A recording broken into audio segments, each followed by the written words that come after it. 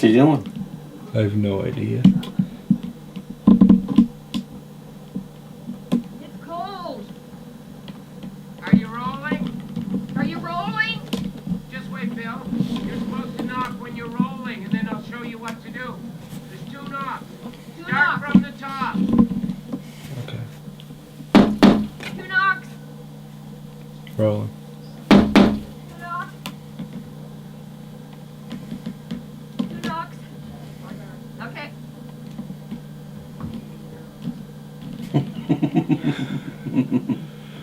Oh shit. The Christmas party present is on the way. You win. We'll try one. Give her.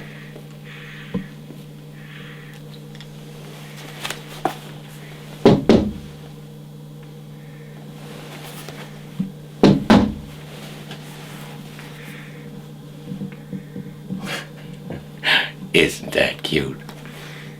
Looks like Mr. Lahey isn't thinking outside the box. Merry Christmas and a Happy New Year. From our family to yours. Cut. Get it? Play. Get this right?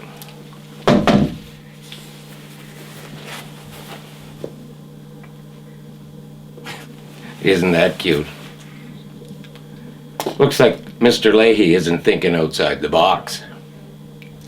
Merry Christmas, everybody. From our family to yours. Ba-da-ba-bum-bum. Cut. Just wait, he's doing it too quick, isn't he? Yeah. Let's do it anyway. Isn't that cute? No, cut. I fucked What? it up. You did? Okay. See, he's not getting the signals, right? No. The signal is get ready, and then get ready to shoot, Okay. right? Good.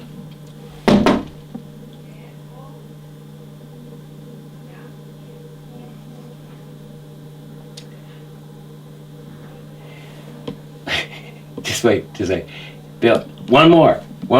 2 knocks. 1 kick, 1 go. Got it? This is your foot kick, and then this is do it. This is your foot kick, and then this one means we're rolling. Okay, so wait for the second knock.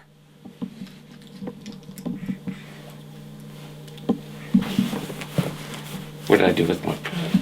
That's my... I think we're... I don't need a head smoke. Oh, it was pants are down. All set. Pull your pants up!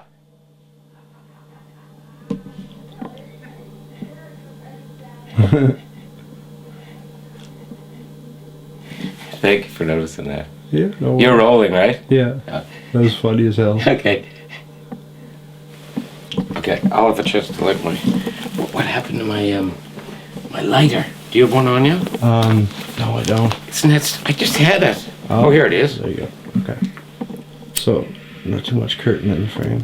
Okay. We are rolling. Okay.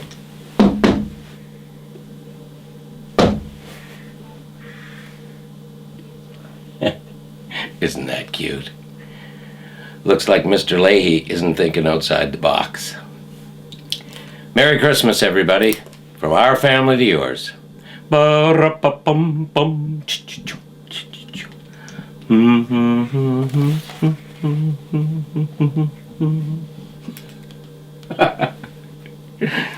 Okay. Happy Christmas! Have a little drinky pour and lay. Look what I got. I got a Christmas box to get in. I'm gonna be Randy's Christmas present this year. Oh yeah.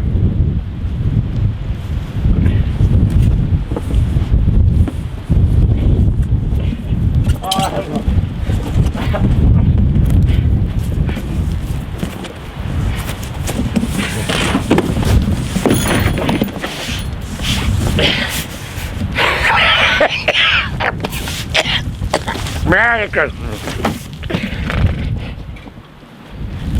So you could cut to that at the end, right?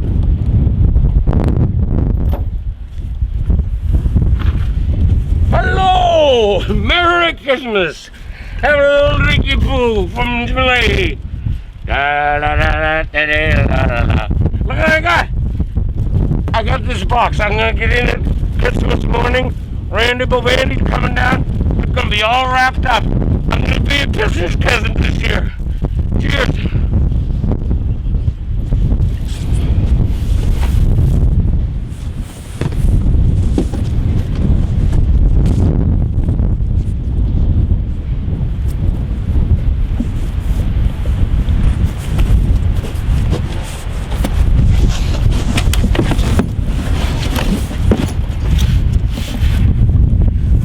Merry Christmas!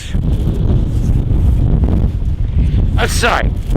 Merry Shipmas. Ho, ho, ho, ho. Okay. Hello! Ho, ho, ho. Merry Christmas from Santa Claus. Have a little drinky pool. Guess what I got? Got a special present for Christmas. I'm gonna wrap me up and give me Duval Bandy. It's gonna be great. What a great Christmas present.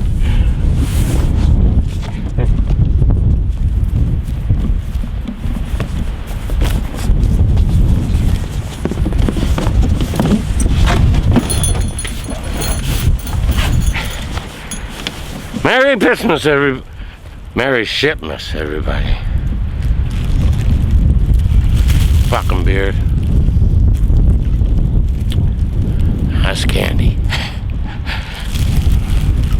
Okay, so you're just gonna start there? Yeah, we're going rolling. Okay, here we go. And okay, just wait a second. Jingle bell, jingle along. We'll have a little drinking for Mr. Lahey for Christmas. La la la. This is a little box for Randy. I'm gonna dress myself up and I'm gonna be Randy's special Christmas present. Oh, deck all the boughs of holly, la la la la la la la. And to be jolly, la la la la la la la. Arm in arm.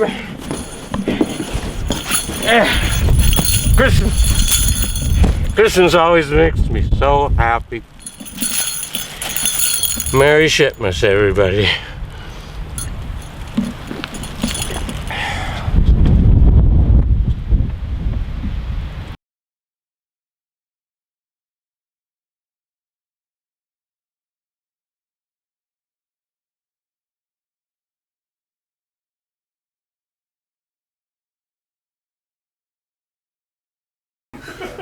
And because of the fines, we have to go quick because he's paid a shit ton of fines. 30 seconds, Lahey. So we don't have like 10 minutes or anything. And cut me off after 30 seconds.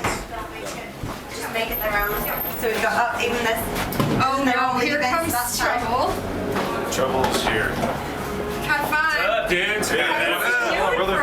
We can talk. So happy.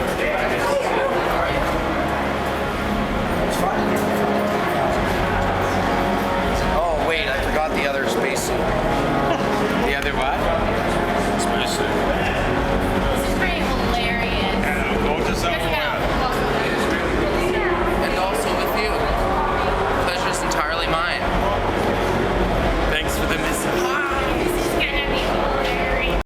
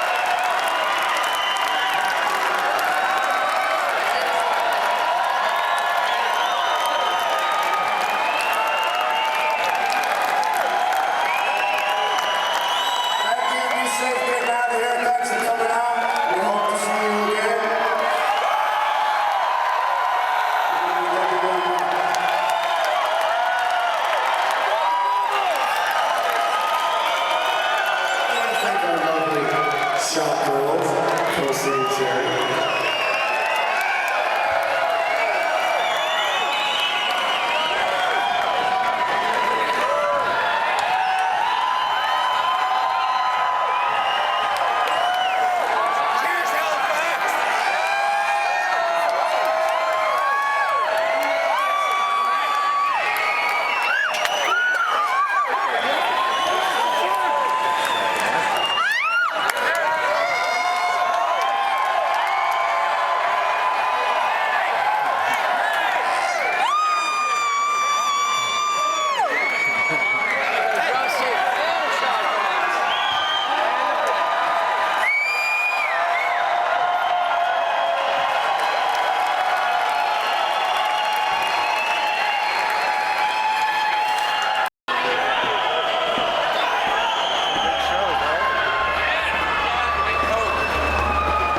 What happened to my... Oh, you have it. Good. Yeah, I'll take it. I stole his burn it.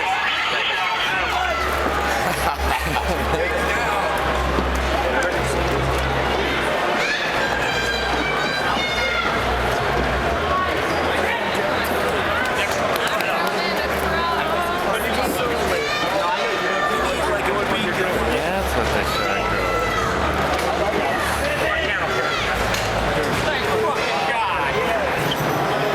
Thanks, fucking guys. Except for that guy. It's on video though. Yeah, that's yours. Oh, thank you.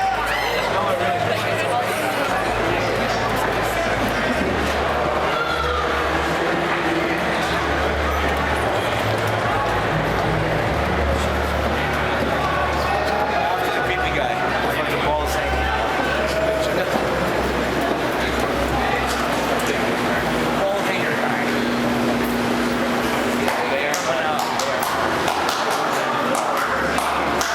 for coming out.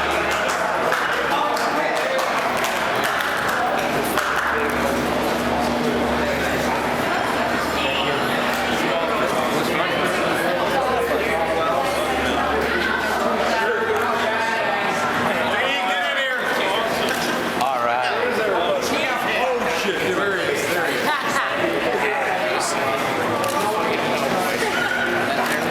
Grab his ball. I mean, grab his ball? No. I just want you to know something. I just want you to know. Vortex system.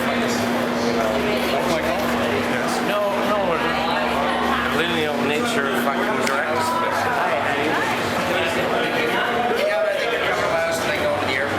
Hey, thanks for that. That's great. You're so welcome.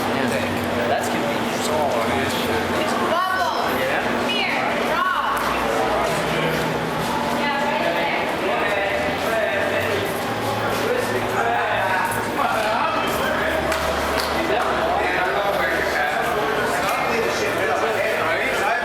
Oh, you look like a rock star with it all. This way.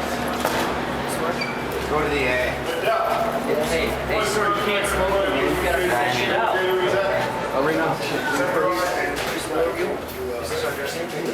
Six.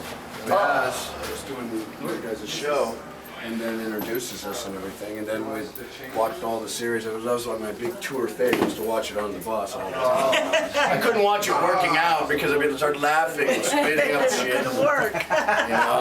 And I was like going, where's Lahey? Where's Lahey? You didn't know he was here, did you? No, I had no I had to hide him all. No, and there was a guy on a Guns N' Roses board that calls himself Randy Lahey that like I wanted to kill. Right? And then we meet him in Montreal, and he was actually really nice. Oh, you know, really? But yeah.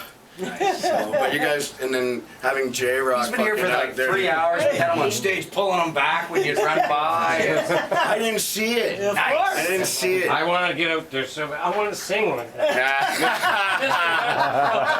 Mr. Gunn, the best alcoholic. A little Bubbles moment, okay?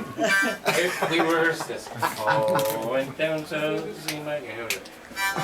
I forget where they're going.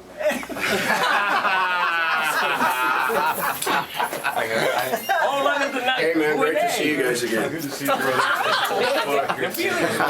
Hey, can I get a shot with everyone? Oh, I knocked your drink out. That shirt kills me because I swore my mom made my dad a shirt like that. Same shit too. I was telling him tonight, you're always like, no, I am Ricky. Ricky stole the shit from me. I am Ricky. No, because it started at the Gibson Theater because I was telling Babs, I go, my inner Ricky goes, you're inner Ricky, you're outer Ricky. Hey guys, let me get together for a photo real quick. Is it okay? You going to bed? This is crazy shit. Did we lose John? No.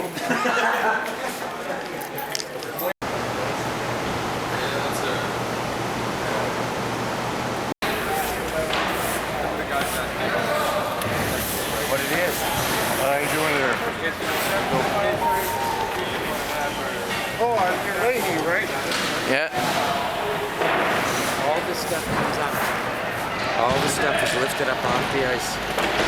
There's ice under here? Well, maybe not. Or maybe not possible. They play hockey here. Is there ice under this? Yeah, here it is. How you doing, guys? Big ass, brother. I was some sick shit. Me too. Good job. Yeah, serious. You guys kicked ass. That was a fucking awesome show, man. Thank you. Appreciate it. Wow. Look at the gear, all the gear that has to come down off the ceiling. Jeez. Good one, huh?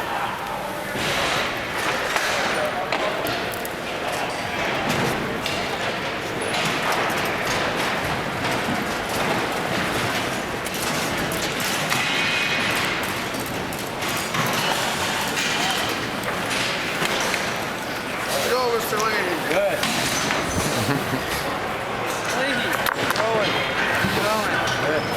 Good show. Yes.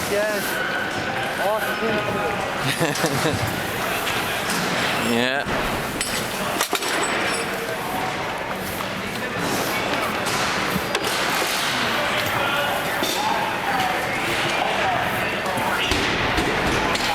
Looks like a little village under there or something. Look at the ladders up to the ramps. Oh, yeah. Go up there and hang the lights. No, they put them on here and then they go up and focus them, right? Yeah. They look like showers. But I guess those are screens somehow, like those are like those LEDs, right? And they light up to make a picture? Yeah. That's like what Phil wanted to design, except in a dome shape. Almost exactly. Actually. Yeah, you guys pull out. Hey, there's a piano there. Come up with you to see Mike.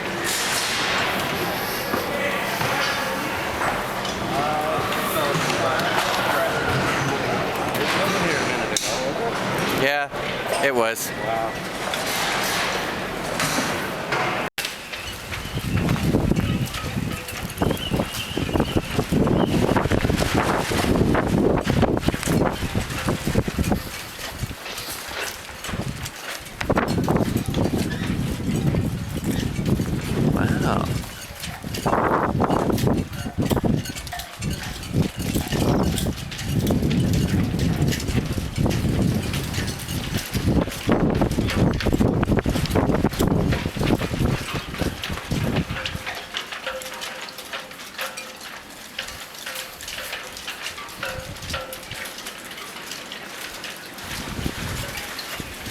Wow, that's pretty cool.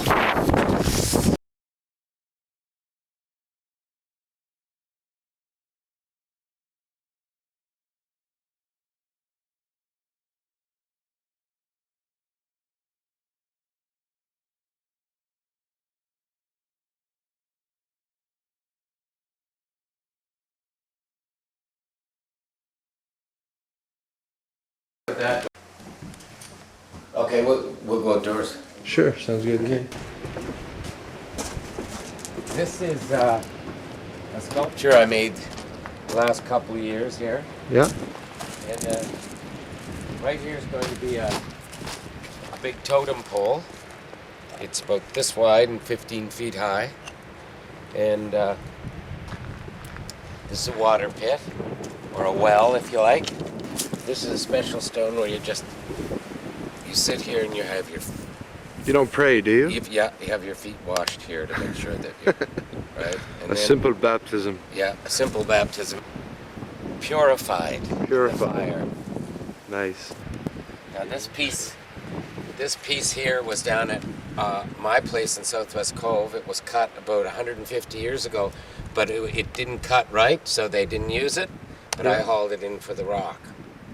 This piece came from Halifax. Okay. And these two pieces I split for the legs. But this piece over here is 6'2", which is my brother Philip's height. and this installation is dedicated to him. He died a couple of years back. Sorry to hear So that. I built this because Ryan was his good friend. And so we built this as a monument to Philip. This is our latest thing we just installed.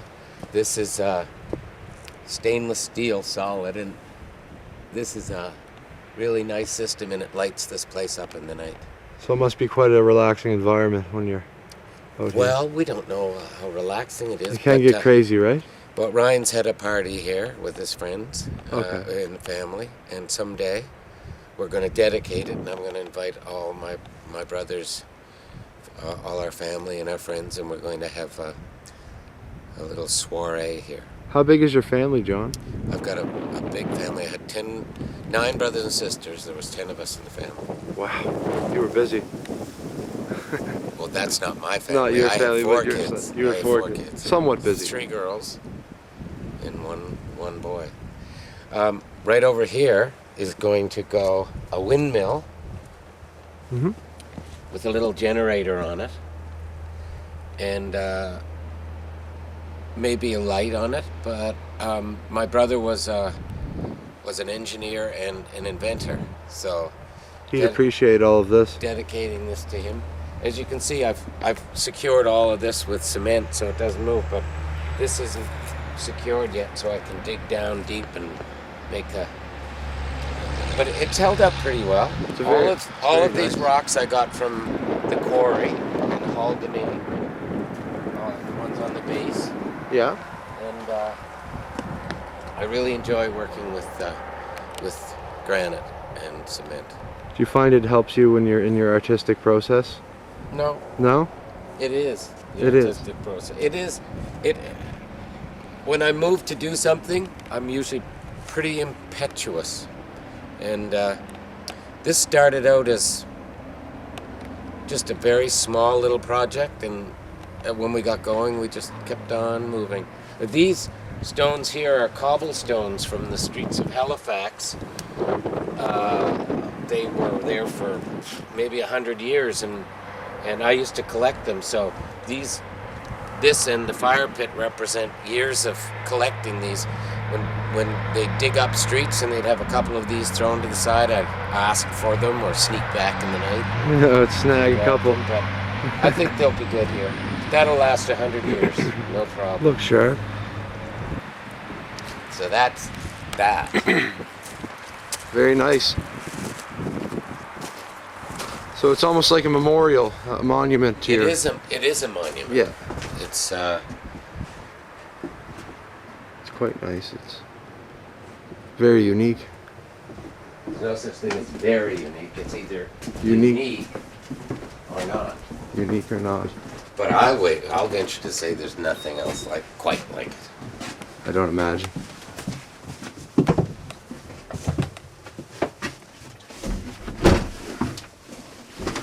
Thank you for that.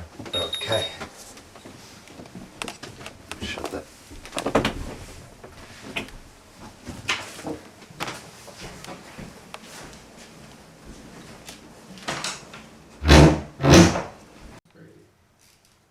Well, is it one of those things where you need to get over your fear by facing it? Well, I know that I would be way better actor if I studied my acting on tape And actually critiqued yourself? and actually critique myself. But But your ego's far too big to actually... no, it's too fragile to see myself because I don't like looking at myself on tape. And I'm highly critical. Like usually when I'm in a film, if I see the film, because a lot of them I haven't seen that I've been in, I'm really glad there's an editor. Because, you know, I forget that it was my performance. Ryan is a winsome lad. You know, the thing about Ryan is he is a narcissist. He is. And he's very accomplished, but he thinks that he's the center of the universe. I'm certainly the center of my own universe. Exactly. And isn't that the best way to be? I think so. I think so. So, okay, all right.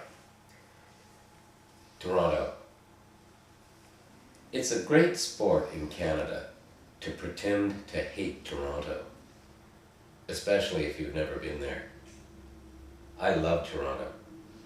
Dundas Square is the center of Canada, as far as I'm concerned. All of those huge screens promoting products and entertainment. The public square that hosts everything from religious rallies to dancing and okay. I guess that's written right. Here we go. In trouble with my R. From religious rallies. Thing from religious rallies. Good. Okay, I got it now. Okay. Do you want to start over from the top? Do we want to? Do you have got some notes that I'd like to ask that make it more? No, I like it. You've got a slight sense of humor and you sound authoritative. I'm happy with the read so far. Okay. Do that. Is that okay? Sure. I was there last year. Oh. They gave me money from the gaming foundation. I felt a little guilty about it. But I talked about life choices and stuff. Yeah. So whenever I talk to young people about life choices, that's it.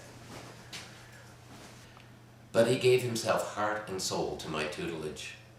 This was his first time on stage. Hard to believe he won Best Actor award. Hard to believe he won the Best Actor award when the production competed in St. John's. A good friend of mine was lecturing me. Dave Whidden, a good friend of mine, was lecturing me about the frivolous nature of my enterprise when a Mercedes-Benz pulled up outside and a middle-aged businessman strode in. He stopped, dead in his tracks, just inside the front door.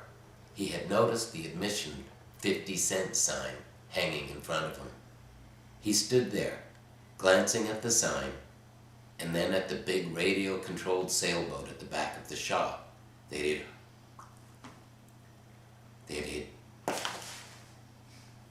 he had heard about and had come to see. That he had heard about.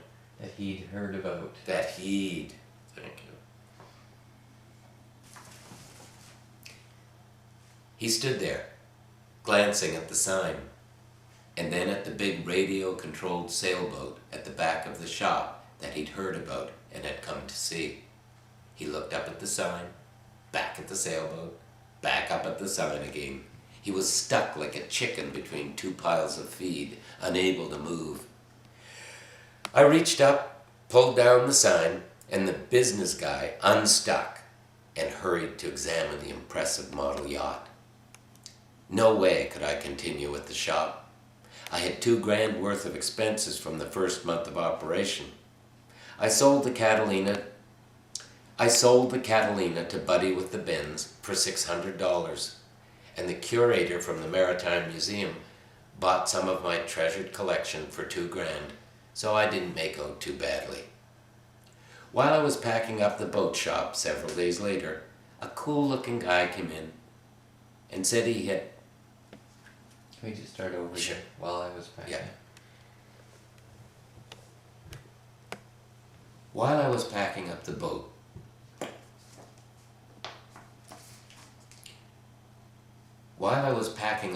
shop several days later, a cool-looking guy came in and said he'd heard I had an interesting artifact. It was a crude wooden sign that indicated with a little peg if the captain was aboard. He loved it, asked if he could buy it. Well, I was happy to oblige, since I'd picked it up for free years before. How much? He asked. Oh, $250, I answered, thinking, Well, maybe I should just give it to him. I'm glad I didn't. He peeled off 250 in bills and plunked it on the counter. I still have a few of the sailing models in my home. They remind me that I should be careful in assuming that just because I like something, it doesn't mean everybody will. Oh, but those boats were fantastic.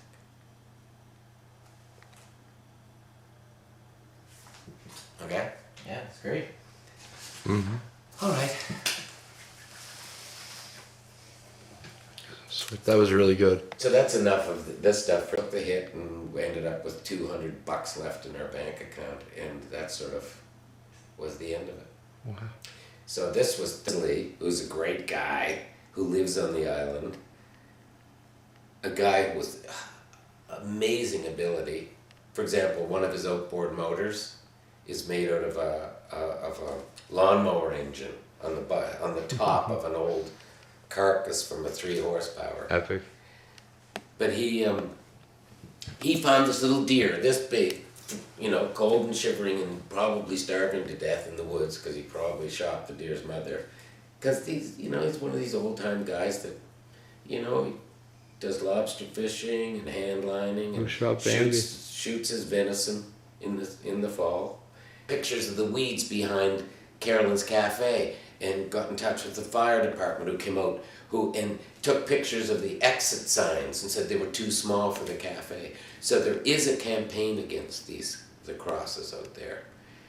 But for them to go out and take this deer, realize that it wouldn't fit in the crate and they had to get a different helicopter or something to go out and get it, and then take it off the island and put it down here in Seaforth, I think is where they put it. It seems to me to be the height of the ridiculous. And so when Mike Clattenburg suggests that I tell that story, there's many angles I could tell it from. Mm-hmm. But I want to say that I've met the crosses, and I think they embody the heart and soul of the true Nova Scotian. And the people that are campaigning against them, I think they're creeps. Right on. I wanted to get some footage inside the house, just walking around. Yeah, I was just gonna get another shot of the memorial out there, right quick, and so if you don't mind inside the house, that'd be kind of cool, man. Just B-roll is always good. Yeah. Thanks, buddy. Get an idea of the context a little bit. Sure. On sober second thought, any mention of the family that were killed out there and stuff, Don't worry and the about woman and their lesbian lover, That will be like that's That incendiary. should probably be deleted. Yeah. Don't worry, man. Okay. So, do you Unnecessary. want to give a tour? Yeah, sure. I can just mention. Maybe. It's an interesting story, so I'll just give you. Sure. Okay, this house was built by a Nova Scotian named Alden Armstrong, who lives next door. He's quite a character. Took him 10 years to the day to build the house. The whole thing was all designed, as you can see, hand built by him.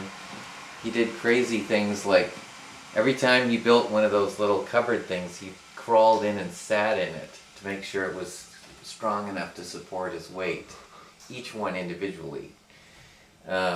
These stairs, apparently he was bending the plywood to, go around this curve, and the nails let go and snapped him in the face, and he was knocked out cold, he thinks, for 3 days, and he woke up in a puddle of dried blood. Jesus.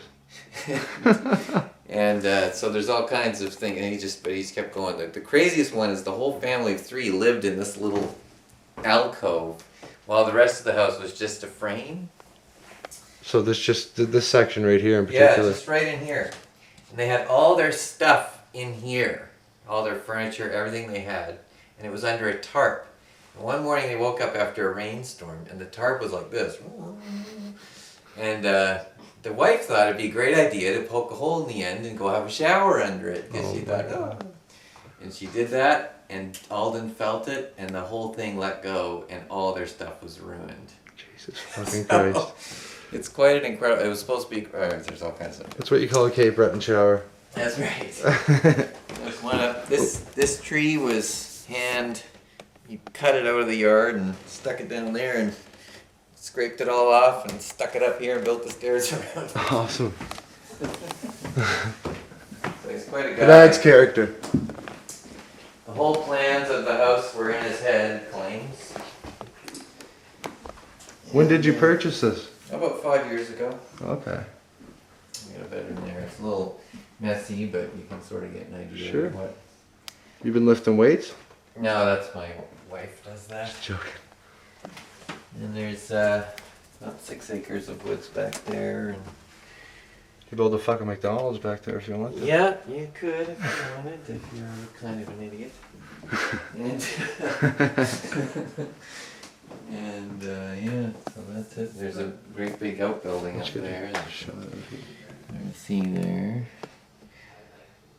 And I put this addition on myself. But Oh man, it's a saying- gorgeous property. I mean, it's Well, priceless. it's really special, and it's, you know, that's why John likes it here so much, because it's kind of a...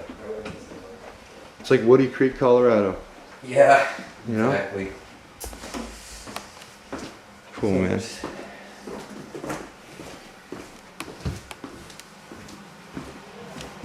So whatever you can use there, that's the story. That's awesome, dude. I appreciate If you that. want to take a still, Grace said it'd be okay if you took a still of the two of us. Thank you. I still want to talk. Yeah. You don't have to dog. So we can just stand here together, and you can use it as a quick Sure. Grace and Ryan. There you go. Famous. That's right. There you go. Cool, man. Would you, This summer 2010 was the most incredible for sun-loving Nova Scotians. For many years. We traded weather systems with Alberta, who never had a summer at all. Cold and damp, just like ours. Usually is. There is, of course, glorious days here sometimes. Remember that time we had 3 fine days in a row? I exaggerate, you knew that. You knew that.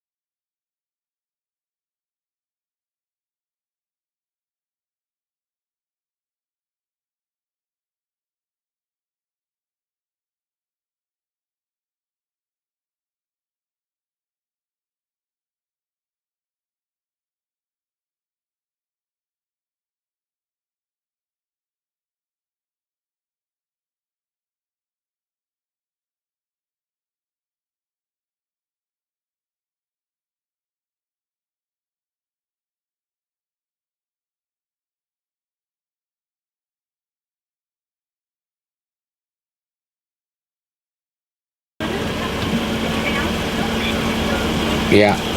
I'm going to read your email and then I'll respond after I do that, okay? Hi, may I take your order? Yes. What do you... Double cheeseburger, just cheese ketchup. Double cheeseburger with just cheese and ketchup.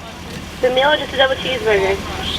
I'm going to call you back sometime after I read your email. Just a cheeseburger. Okay, bye. And I'm going to have Was it the meal or just a double cheeseburger? just the cheeseburger. And was it only cheese and ketchup? Yep. And I'm going to have one of those double cheeseburger meals with Coca-Cola. Is that everything? Yeah. $7.91 for Sunday. Drive through. Thank you. Oh, why are you taping that? I thought we were going to... All right. Do you want to do talking or me? I'll do the talking. Okay. And then you can ask. Morning. Good morning.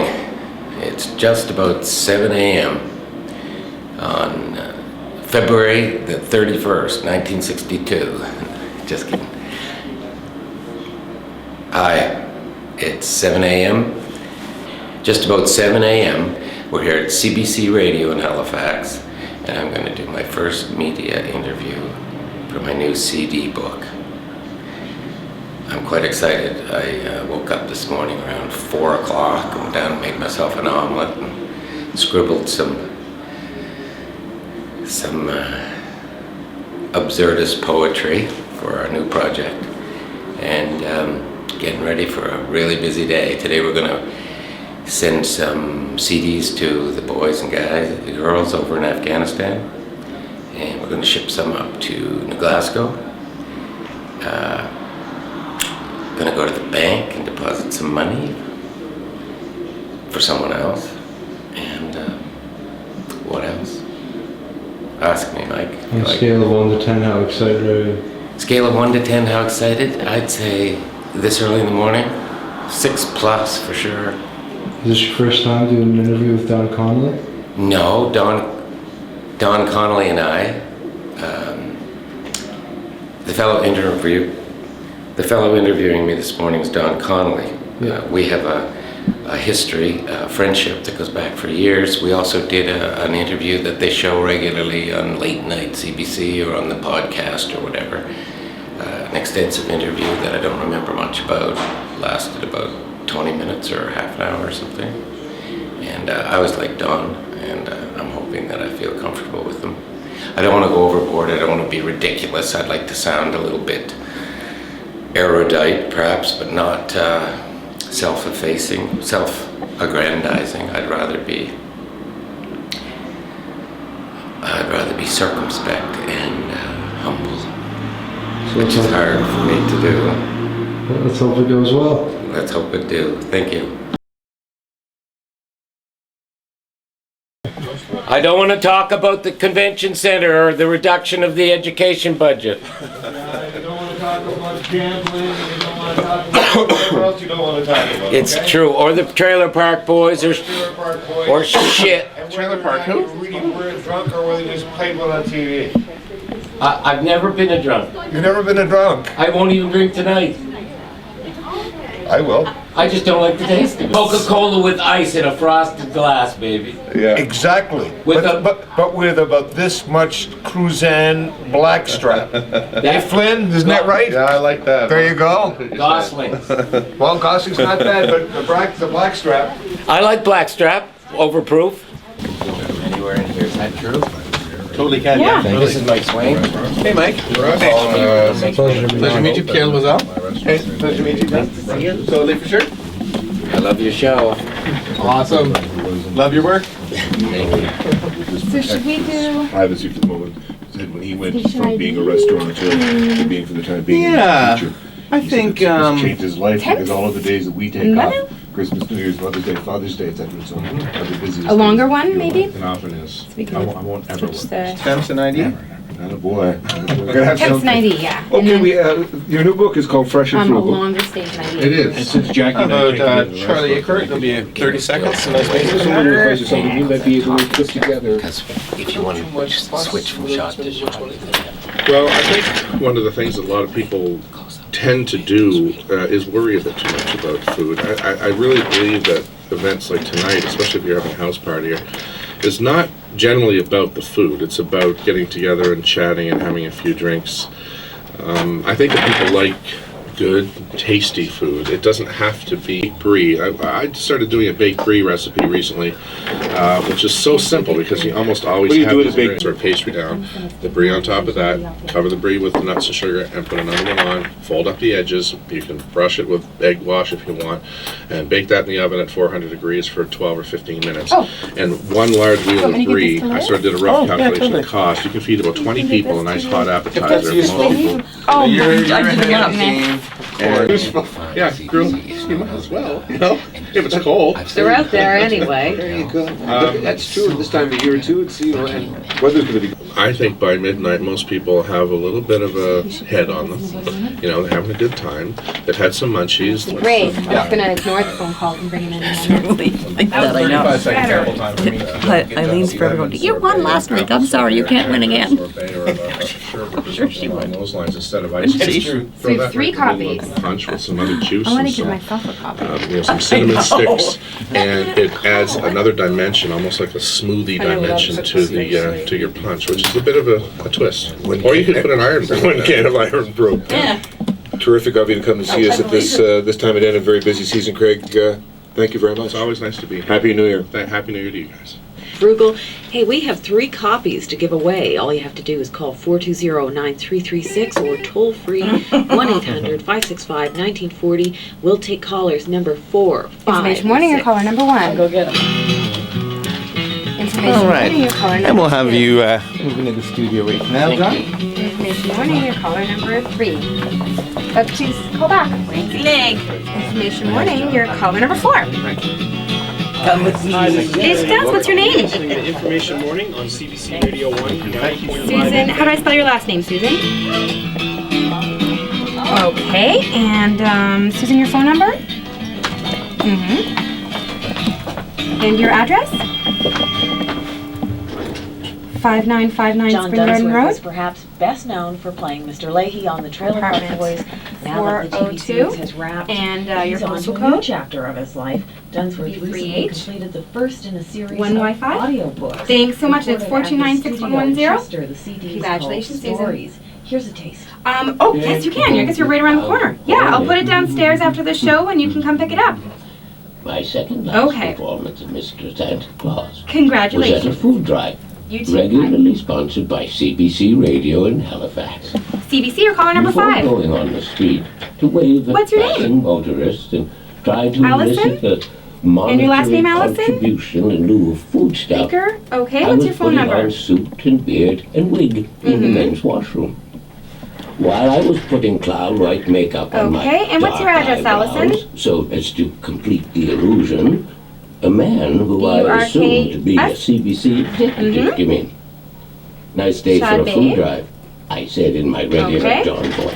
And the postal code? No answer. He did his business and stood beside me GB4? for a moment at the wash All basin. right, and Used Allison, his hand. so you'd like us to I mail that tried out to you? again, in Santa voice this time. Okay, so we'll send it in the mail. Nice day for a Congratulations. food drive. Thank you. He dried his hands, and on the Information way morning, out, your caller number 6. stopped at the door and turned. That means you're a winner. I don't need to appear to be rude, but my mother only gave me one Oh, bit of no, advice. you're our last winner. What's your Never name? talk to Santa in the men's washroom. Ralph, how do I spell your last name? Words to live by, of There you go. course. That's an excerpt from the And, Christmas phone story number? on John Dunsworth's new CD of stories, and we're lucky enough he's here to tell us all about it. 2907? Morning, John. And John. 742. How you doing? Your address? Happy New Year. Thank you. Wasn't I excited last week to get a little Christmas from Santa Dunsworth in my mailbox of this very okay. CD? Unbelievable. Kind of you to drop it off, sir. Why, thanks. What prompted you E5A? to set your musings to, I was going to say vinyl, dating myself? Well, you know, at first I thought it was because I really wanted to share my stories B5A2S2. before they And disappeared. 742-2907, And then I realized this morning as Ralph I was Romero. driving in and listening to Okay, the ones congratulations, that are on Ralph, the and we'll CD send you a that copy in the mail. I'm going to use them when I get Thanks, old you too. to Happy New Year. actually have a memory. Save yourself the CBC, trouble of we've actually given the remembering. prizes away. Because, Thanks you for know, I calling. listened to them again driving in from CBC, Southwest we've given Cove, the prizes and away. they were brand new. All Thank you for over. calling. You weren't hanging on Jackie's every word. CBC, You were we've listening given to the call- yourself. prize I away. heard Listen to your greatest I hits. heard Jackie at 5:30. Okay, And then I turned CBC, it off we've when given you the did the prize stock away. market report because I can't Thank stand to hear that. Really, should have tuned in for the rest of it. 'cause CBC, it we've is a given hot the show. It prize goes till away. 5:55. All the Thank kids you. listen. Yeah, I know. At 5. CBC, we've given the I prizes heard last away. week when you Thanks for calling. interviewed my brother Edward here, and CBC, I was we've just given lying the in bed prizes at away. 6:30, and I heard this wonderful Thanks for calling. story about Nicaragua and the work that he and his wife is doing there. And, CBC, we've given the it prizes was away. great. Thanks for calling. Firing. and CBC is inspiring. CBC, we've given the prizes away. Thanks for calling. That was a plausible story. I just heard It's it. true. Yeah. They're all true. They're all true, okay. Yeah, the second part of that story is about me in this room. The last time I was here, a Santa call-in show, and the kids asking about Santa. That was one of my favorite shows. I don't know, you might have been doing it for somebody else in that particular occasion, but for those years you did it with us in the morning show. It was one of my favorite parts of Christmas. Yeah, and Bill Fulton used to say, "Ho, ho, ho." I stole his laugh. He used to do that. Yeah. He used to say, "I promise to make every day just as special as Christmas." Remember that? That's lovely, isn't it? That was the pledge that we took as kids.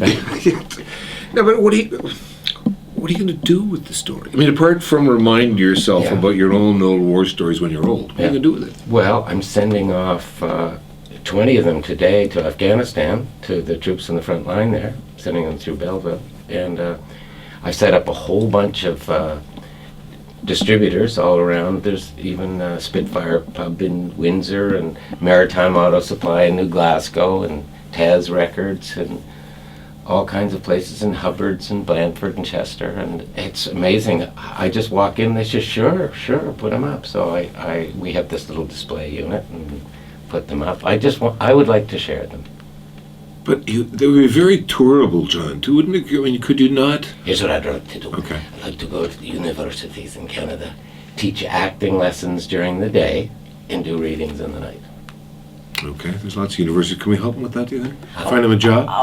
Well, maybe. I was just thinking how nice it is actually to have a CD of stories, because I do a storytelling group, and so we have people come in and tell stories, and there's something about the magic of just having someone tell a story to a room full of adults. Like I did a reading last week at Trellis. We had our first public reading. My mom read, my brother from Nicaragua, Ed, read. He upstaged me. And the week before the CD was even out, I did a sorority for my mom over in Dartmouth, and 10 of the ladies ordered one, because some people think because I'm associated with a lot of scatology that's bad language. Yeah, bad language. But there's only one or two, semi, I mean, I heard both of them on CBC last night, so, I don't use the F word or anything like that. So a friend of mine was coming back from New Brunswick in the storm a couple days ago, and he said it was very pacific, and he, instead of getting extremely anxious about this incredible snowstorm, he listened to the stories, and he phoned me as soon as he got back and said, "You got me back safe, bud."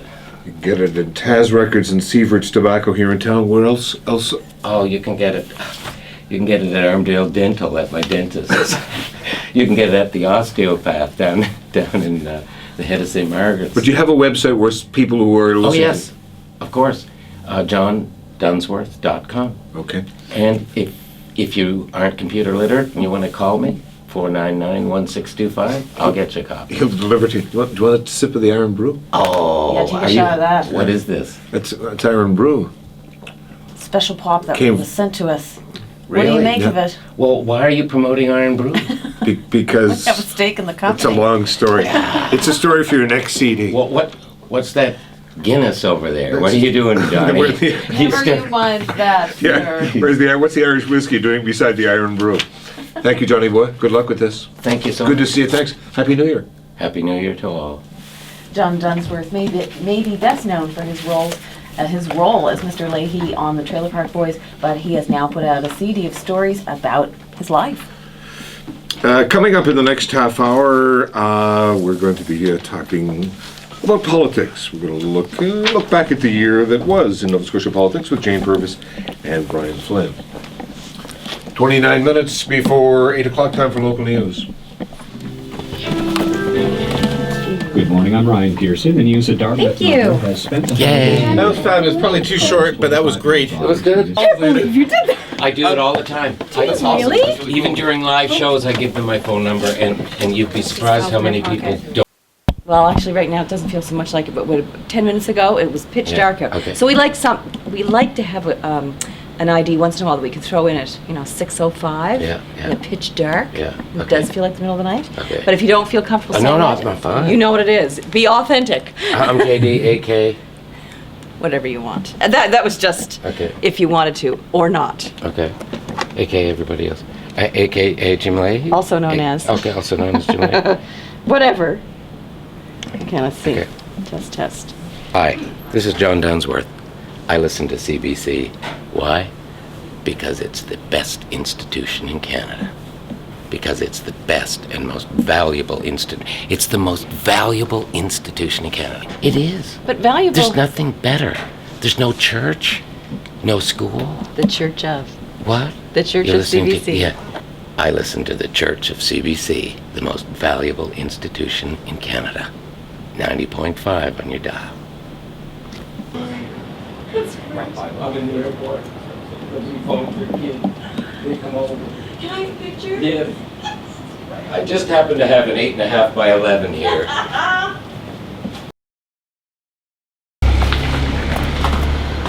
I made this. That looks very familiar. Just for fun. You know what that looks like? It's a pool. It looks like what's in Ryan's yard. Yeah, it's a pool. and I built it, and it holds water. What does the stone It has a represent? drain, and water comes out of this hole right down here, and it's very strong, and you can actually stand on it. Now, and it'll be here for many years. Can you just say that one more time? Sorry, I cut you off. The whole thing? Yeah. Okay. Where are we, John? We're in central Halifax, and a couple of years ago, a friend of mine was fixing up his backyard, and I said, "Let me build a little sculpture for you." So, hauled in this 200-year-old hand-cut granite rock, put some nice cobbles from the streets of Halifax around, and made a little pool, a little wishing pool. And this is quite a bit longer and goes into the ground and is anchored really well, and it's very strong. I bet you could have 5 people jump up and down on this, and it wouldn't even rock down here. Is there any symbolism behind it? Yeah, it's it could be a phallus, but I just saw it as if we could shoot some water up. It was never really finished, but some way we could shoot some water up or have some water running down here into the pool, that would be really great. Maybe someday.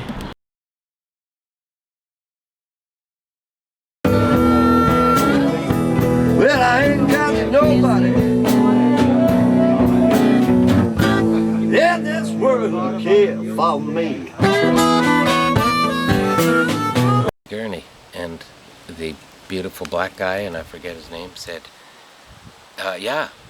where are we exactly in this movie? Director said, we're going to come running down this hall. It's going to be a 3-second shot, maybe. And he said, who's on the gurney? And he said, that's Bobby Seale, said the director, from Sydney. He's brought into the hospital. And the beautiful black man said, oh, my father pushed that gurney. And that's my story. And that's Donald Marshall's story, number 1. Tune in for 2. Go. All right, anytime. My name is John Dunsworth. I'm here in East River Point. It's 2009, a beautiful August day. And I'm reminded at this time of when I was casting for motion pictures at Filmworks for all those years. One of my jobs was to cast Justice Denied, NFB film directed by Paul Cowan. And my job was to get all the extras for the films. It was a challenge, to say the least, but one of the more interesting stories involves 2 of the extras. One was a gurney pusher in the hospital where Bobby Seale was raced into emergency to try to save his life. And the other character was an ambulance driver. So I phoned Curry's ambulance in North Sydney, talked to the senior, Mr. Curry, who said, I drove that ambulance. And yes, Mr. Dunsworth, you can borrow my uniform. My son, who's 6'3", also in Halifax, might want to play the part. But he's pretty busy, he's a doctor. Sure enough, he was a doctor, he was busy, but he said, I'll do it, I'd love to do it. But just the night before we shot the scene, he phoned and said he had an operation to perform the next day. So what I had to do was take the gurney pusher who I'd already cast, who was 6'2", stick him in the 6'3" uniform. He's the ambulance driver. Now I need a gurney pusher. So I say to Paul, we should make the gurney pusher a black man because there are no black people in this movie. And Bobby Seale, who was murdered, he was black. So, great idea. I start cruising. I went to all my books. All the guys, they had haircuts like that, flat tops and short hair. We needed big hair. Couldn't find it, wrong period. I went cruising to see if I could find the right hairdo. I went to all the bars, I went up to Gottingen Street, everywhere I could think of. I ended up at 10 o'clock at night passing Dalhousie University, and a beautiful black man came out of the graduate club or whatever, the alumni club or whatever it's called. And I thought, oh my gosh, my prayers are answered. I gave him my card, told him I wanted to use him in the dentistry building the next day at 6:30 in the morning. And he said he was available because on that day he had just got his PhD. So 6:30 next morning, he's there waiting to get into costume, and the director comes up, introduces himself, and he says to the director, "What am I supposed to be doing here?" And Paul Cowan said, "You're pushing Bobby Seale down the corridor there." And he said, "In Sydney?" And Paul said, "Yes." He said, "That was my father who drove that."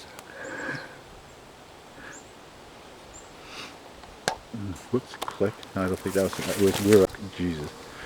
And action. My name is John Dunsworth. I'm here at East River Point, Lunenburg County, Nova Scotia. And at this time, I'm reminded of Donald Marshall and Justice Denied, a movie that Paul Cowan made with the NFB a number of years ago. And I was the delighted extras caster for the movie. And I got people to be all the background. There were two of them in particular I'd like to tell you about.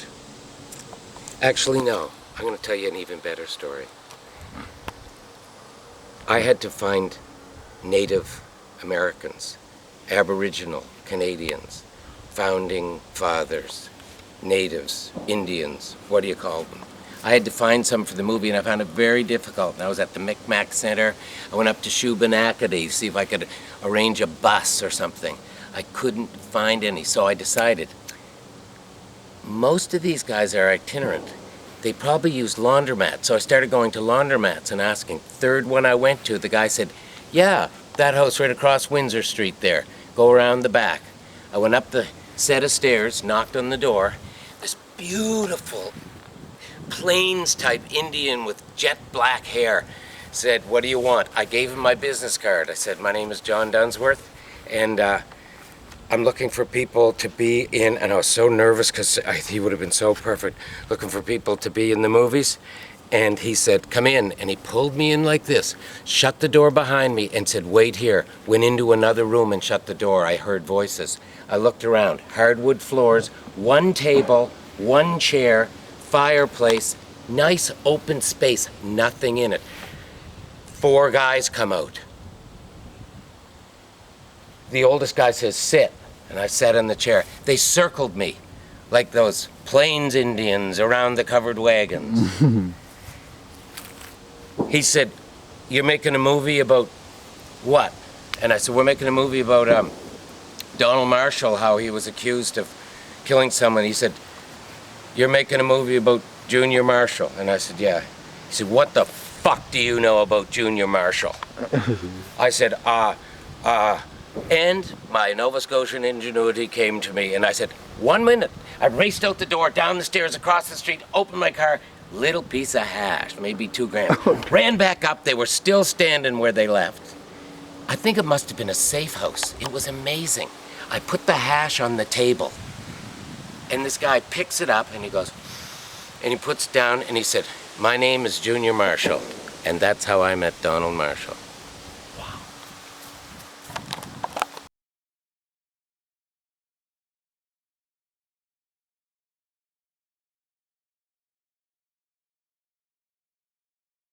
Hi, February 4th, here he is. How's it going, buddy? Pat Rowe, a.k.a.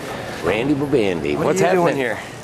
You know what we're going to do, Randy? What? We're going to make a videotape. No. A documentary of this tour. We're going to call it The Year of the Rabbit. Rabbit? Yeah, this is the Rabbit Tour. I like Bugs Bunny. He's funny. He says, "What's up, dog?" So how are you? He likes carrots. Are you looking forward to it? That's what bunnies can see so good. Do you know where you eat carrots, vitamin A. Do you know where you're going tonight? I like carrots. Yeah. Did you hear about dark roast? Shredded carrots or chopped carrots. You can slice them lengthways or chop them up like little discs, right? Or you can shred them like cheese, but it doesn't taste like cheese because they're crunchy. But they kind of looks like Unless you cook them, because then they're soggy. But don't cook them too long. You don't want soggy carrots. And in this morning in the paper? Which paper? Dark roast coffee is antioxidant. No, it's not. Yeah, oxyantidin. That's a brand name. What? Antioxidant. Yeah, nice. Yeah. So where are we going? We're going to Oshawa tonight. Okay. Okay. Oshawa. We're flying out. We've been there before. I love that town. Yeah. It's a good place. We'll see you there. All right. Well, we made it safely to Toronto. And it doesn't look like there's too much snow out there. Pretty gray day. Pearson Airport. one of the 7 wonders of the world. Pretty crowded today for noon hour. Goes on forever. This is a regular stop I always make in here, just to see if there's any samples. How are you? Hi. Any samples today? We have strawberries. All right, look at this. Ta-da! Say, my daddy watches your show. He was a pretty good boy on the flight. Yeah. Tell him that you're from Pictou-Canny, where Bubbles is from. A, yeah. Hey, that's pretty clever. This one huge room, all for the purposes of returning your bags. It goes forever. This is our ride for the next week. And there's Paddy Man. He's the navigator. Johnny D behind the... Hi. Hi. Here we are. The Rock. Ta-da-ta-ta. In Oshawa. Durham Radio, Inc. But I'm supposed to be filming you. Cool. Is that the way it is? Pat, how are you? Good, how are you? Good to see you again. Yes. My name is, how are you? Lahey, get the fucking camera out of my eyes. Take good care of you. Yes, sir. look at this, Pat. This is the whole deal right here. Look at that. I figured. Jalapenos. That's right, baby. And this is Matt Diamond right here, the man, the legend. Legend. 94, The Roc. The man, the legend. So you guys are just getting off the plane right now? Yeah. So to speak, Well, no, and, we didn't fly. We got out of the car, man. Are you happy, Pat? Jalapenos. Very tasty. We are just getting ready to get started on 94.9 The Roc, and in the studio today are good friends John Dunsworth and Pat Roach, also known as Mr. Lahey and Randy. How are you bastards? It's great to have you here. Very nice. I'm taking these out.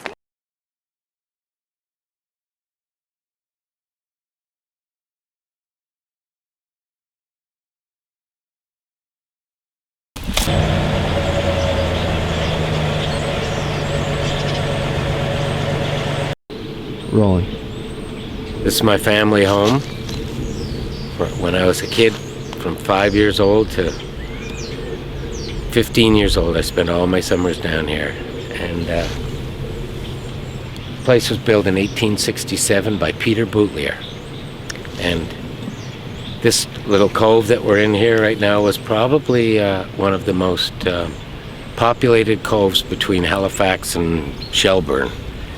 It was a safe harbor on this side of St. Margaret's Bay, and there was quite a settlement here, and I guess they traded fish for provisions, and maybe had some cattle here too, and some farmland. Jeremy tent, and I spent all my summer nights sleeping there. We had a wooden platform inside, and sometimes there were 6 or 8 of us sleeping there. I had lots of brothers and sisters, but the guys would come from next door, and man, magical times. Magical times. Let's go in and meet my mother.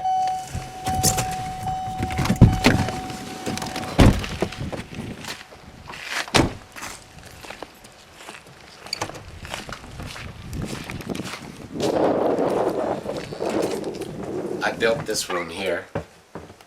We can stand back here. Sure. Maybe say it again.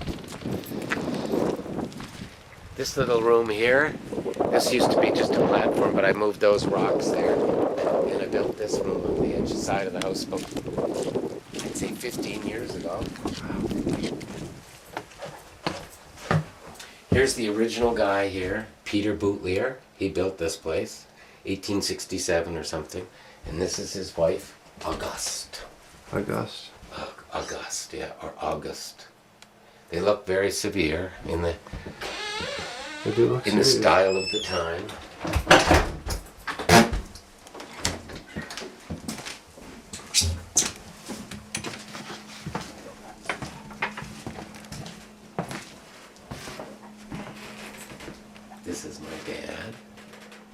brother Ed. That's me and my sister Beth and Ed. There's my mother. And here's 5 of the kids. Hello. And there's our family right there. Hi. That's Bill and Janet and Jeff, the mechanic, and Jacqueline, and Mom and Dad, Bob, me, Philip, and Ed, and Joanne.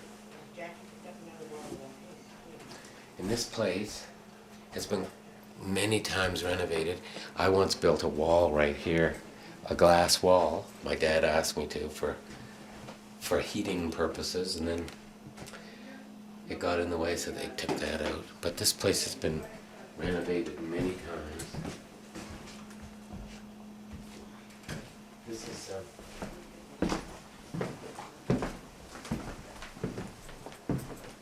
Do you dabble?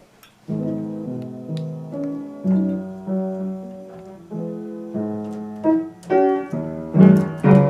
never played the piano, but I always wanted to.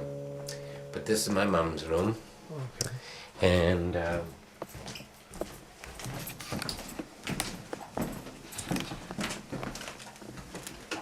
this is the Australia room.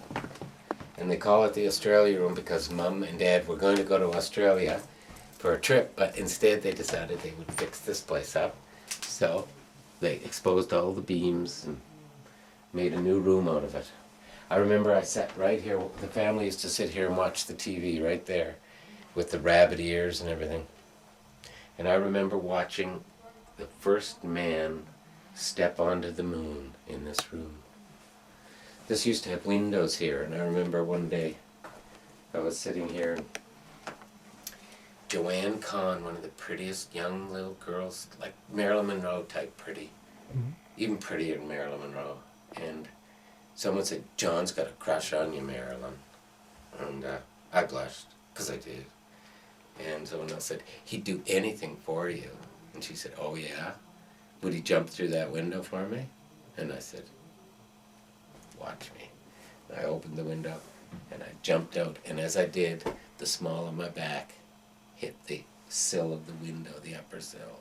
Oh, but I never let on, but it hurt for a week.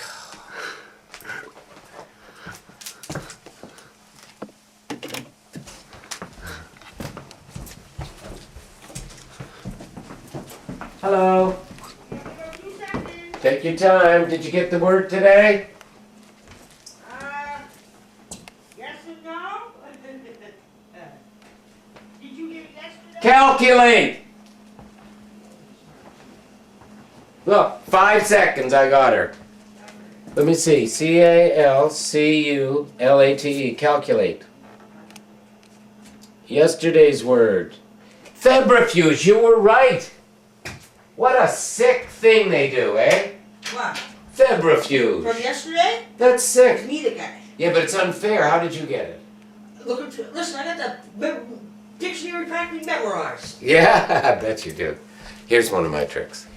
Now, I know that other people have done this because I saw a documentary last night about that comedian who did a cancer tour. I wish I could remember his name. Famous Canadian comedian who got cancer and did a tour anyway and had a big, what was his name? Anyway, Adam Liley made a documentary and gave it to me, and I watched it last night. But even he did this. He pointed to a word in the dictionary and then made fun of it. But I don't make fun of it. I say the dictionary is incredible. The life as we know it is so rife with coincidence that I can describe right now what you and I are doing here, right now, just by opening at random and pointing. And it says, oscillated, oculus.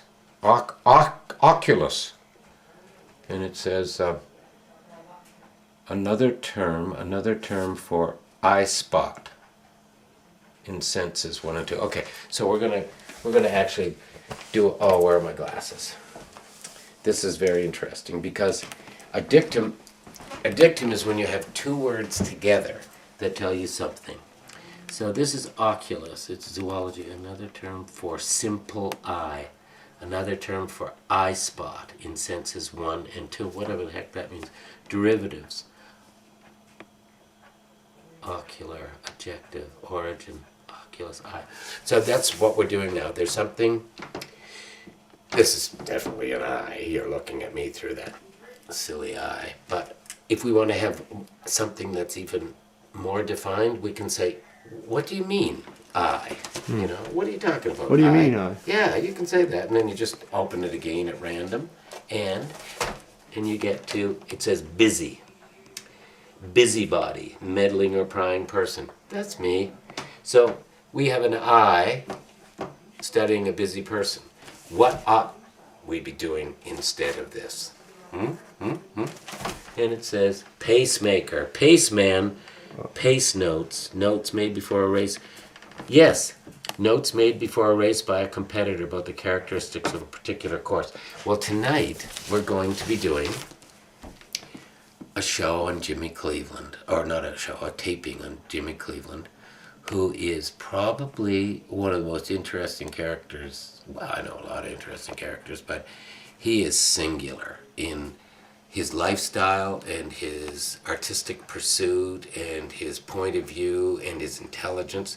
And so I should be actually preparing for that tonight. Should I not? Let's ask what I should occupy myself with tomorrow. Let me see. Here we are. This is tomorrow's occupation. And it says, fix. Fix. Attach or position securely. Direct, unwavering toward. Fix. I should fix some things. I was going to clean up around the house. Maybe I could do some fixing. So, if you're ever studying a character, and you say, I've studied my lines, I've thought about who the character was, I did a little historical research about the time he lived in, I've done some emotional searching for how he feels about things and how he feels about different characters. If you ever run out of things to do, you just take the dictionary and you say, how does this relate to my character? And you just open it random and you point, and it says, osmolality, solution expressed in total number of solute particles per liter, osmotic maintenance of the country, constant osmotic pressure fluids, derivatives, osmotic osmosis, pass by, was osmosis, solvent pass through super malleable membrane from less concentrated, so osmosis, okay. So I suppose, I don't know what osmosis means, but I know that if you take an understanding of a character and you build and you make a subtext and you fill a cup full of knowledge about the character that you're playing, that even though it isn't in the text, it becomes part of the performance. Almost through osmosis, it can be seen because the purpose and the subtext of the character is there, and you know who he is, and you know from whence you speak. Now, I'm going to say, this is my mother, Frances. Hi, Frances! Hi. Who am I meeting? Well, we don't know yet. We don't know who's going to be looking at this. Oh, who's that guy? That's Mike Swain. Nice to meet you. Mike Swain's 21 years old. Ooh. He got in touch with me. Yeah. And who's this? Who's what? Who's this? You know who I am. Linda. But I want you to introduce her. Oh, close to a year, and you're just asking me who I am? No, I know who you are. I wanted Mom to introduce you. Sorry. Let's go. Introduce her, Mom. She's the warden. Does she keep you in line? Yes. Yeah. Is she good for you? Yeah. Is she smart? Yeah. Tell me some more about her. Oh, went up ahead of you all the time, aren't I? Well, if I don't obey her right on the I know. second. And before you can say what you think about something, she tells you what you think about it. That's absolutely right. It's true. How can you put up with that, Mom? You're such a... Well, we can have a few squabbles, but we like each other. What was the biggest fight you ever had? Just now. What was it? No, it wasn't. You don't remember, do you? Did you have a fight? Just a big time. Yeah. Well, do you remember what? Not too. We just spat a little. He wants us to perform. Not too long. Who's this? You're looking up. It must be Bob or Bill. Oh, hi, Bill. This is my brother, Bill. This is my favorite brother, Bill. Hi, John. He's the only brother you have called Bill. Yeah, he's my only brother I have called Bill. Bill is an amazing guy. Bill spent 22 hours in the water once, hanging on for dear 21. 21 hours in the water once, hanging on for dear life, totally submerged. Do you think your mother could... Not totally Yeah, if she submerged. moves over, I If I was can't. totally submerged, I'd be dead. This is what it is with your mother. When the It's Coast Guard all finally found him, he was face down in the water, hanging on to a small part of a submerged boat that was above water, and they knew he was dead. And just before, as the Coast Guard pulled up alongside, this corpse in the water, Billy went like this. I've intended to do that. And there was so much adrenaline in the two guys on the Coast Guard boat that when they went down over the side and the boat went down low and they could get a hold of him. I pushed off and swam over to it. He pushed off and swam over. When they picked him up, this isn't Billy's words, this is what they told me. When they picked him up out of the water, they said even though he weighed well over 200 pounds, he floated. Bill? Yeah. Do you remember that? No. Do you remember them saying that? No. Okay, well they told me that it was just like picking up the lightest thing. They had so much kind of happiness. They told me they were so used to picking up stiffs, so unused to finding live people after a search, that they had so much of a rush of something that he just floated right up onto the deck, no weight at all. That's amazing. Do you remember that, Mom? Come sit down. I'm going to interview you. Can I get your... I remember. While she's getting her hair done? Yeah. I remember Yes. going over there. This is what I remember about that day, if you'd like to hear it. Okay, come and sit. Janet was here. Yeah. Okay. Go sit. And Keep coming. we got word that... Mom can't multitask. She can't speak and move at the same time. Mm-hmm. Prove me wrong. Do you know why? Because You don't want me to say. I always told her daughter should take after her. she's very good. This is where I got all of my sense of humor. My mother is one of the most wonderful women in the I hope I entire- live for a few more years. Why? I asked So you you to. can get all of it. Anyway, that's good. Okay, And you were sitting on this There's a pillow. hot coal in there. I need to start. have a sip. So you were here on that day, and Janet was here. And Here, Francis. She's done. we got No, a... what do we normally do? I'm trying to get her more things so that if I'm not, she knows what to do. Yeah. What do we normally do? Not sit. What do we do? We take Leave a go short, this and we go on take the a short, we take a shortcut. Let go of your walker. Put your hand on the table. Now what do we do? Pray. Show off what we're doing here. Let's go. Oh, I see. You want me To the to play window. along. To the window. Come on. It's for you, Mom. You're not playing along. To the window. Then what? Shuffle over to the window. Which window? Over Keep to your going. right. Your window. Which window? Oh, this window. That window. Then what do we do? Then we Check for I what? lift up my right leg Check for and what? see where the leg is here. There, that's it right there. Yeah. You go over here and see if there's a leg in the way. No, that's not it. Well, what? Okay. This keep leg checking. right there. Keep checking with Keep your checking with this foot. Yeah. No. Over. Oh, no, right up. Don't There. touch my leg too hard. There. There's the other Okay, leg. so what do you gotta do now? Make sure you're what? Then I'm gonna sit down. No, your 2 feet are in between the 2 legs. And I'm not being funny about that either. I should go to the hospital right now. Push over towards the window. Come on, you're being silly. Which one?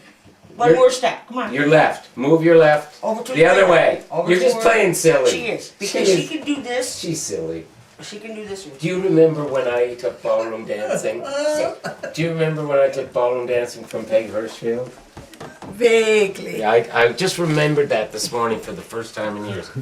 Okay, so tell us the story. Well, you were here with Janet on the morning that and Bill we was drove lost down. at sea. We got a call to say that he was found. So we got in Janet's car. She was driving. I had lost my license a few years before that. You had lost your license? I had. You did? For all this horrible driving. I don't remember that. I must have been away. Yeah, you must be. Well, I did sort of lose it. Anyway, she says, have a good time now. She said, you can follow us, we're going there. So away we went, and they had the roughest ride of their lives. Well, you didn't say Janet was driving like a bat of hell. Yes. Bat out of hell. She did. When did I say that? You didn't. Oh, she was. Yeah. That's true. And they had to keep up with us. Now, they must have admired that girl, I'll tell you. Anyway, I give up. Why? This is just impossible. What do you want me to do? Don't Keep move. your head still for starters. You want me to show off? You are. You amuse Smart yourself well, pants. don't you? She does. I certainly does. It certainly does. So what more do you want to do with my hair? Nothing. I just wanted you to, every time I try to get this here in here. My braids are sticking out. Okay. What? Have you got another tape? Yeah, great. We got 2 minutes, Mom. If you had to sum up your relationship with your eldest son, John, Yeah. in a couple of words, how might you do it? Fleeting. Our relationship? Fleeting. It is? Fleeting, yes. Why? Still. Why do you say that? We spent... Because where you're here, then you're not here. I'm talking about summing up our whole... Is that it? Like, here again, John again? Is that what you're saying? No. Garney. I always... when you're... What did he say? Gani. Thank God somebody else has a good sense of humor. Bill has a great sense of humor. I'm beginning to Francis? find out. It's a good thing they canceled that baby shower for tomorrow because I don't know if I want to get your hair done. Oh. Oh, your sorority mentioned that they were going to invite you to a party in Dartmouth When? in December, the Christmas to get together. I think I'm too busy in December. Well, yes, check your schedule. I said, when you invite her, tell them that John will drive you. Now, I drove you over there once for a party or Oh, twice. yeah, sure, one of the So, hotels. There's no fleeting room. It's no what? There's no fleeting. I spent 3 hours here with you the other night. Oh, That's you not did? fleeting. How many hours? Several.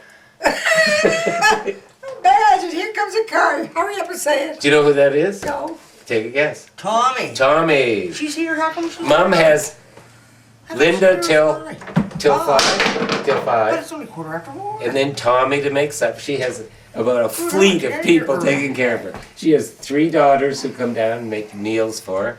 Bill always comes and helps her eat them. Yo, do you know what? What? Unless it's on the weekend, I got to say that's probably the only time you see Billy here eating.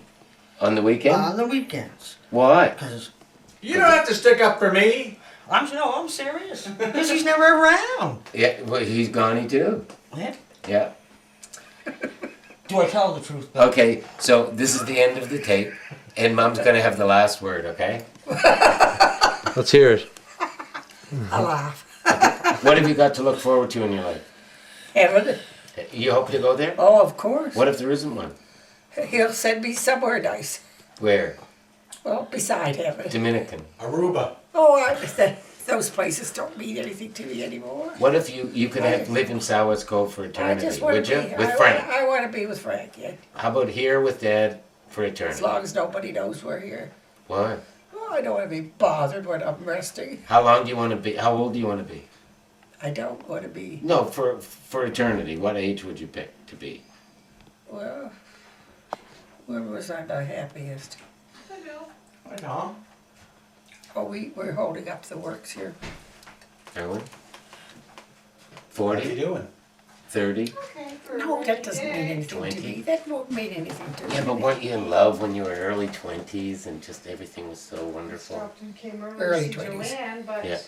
We met, got engaged, and we're married within 6 months, okay? Yeah. Were you happy? Oh, yes. They got married at 6:30 in the morning in Dartmouth, took the ferry to Halifax, grabbed the train, and on the way to Montreal, my sister was conceived. They called her CNR Dunsworth. Oh, you're kidding. Well, those are just some stories that go around. I think she might have been conceived before that. No. I never said that to anybody. So if you say that I said, I'm going to deny it. That's on tape. Okay, keep your head still Well, there, I sweetie. don't I don't want to burn care. you. You can destroy it, Princess. What? Keep your head, I don't want to burn you. All right. Thank you. Nice meeting you.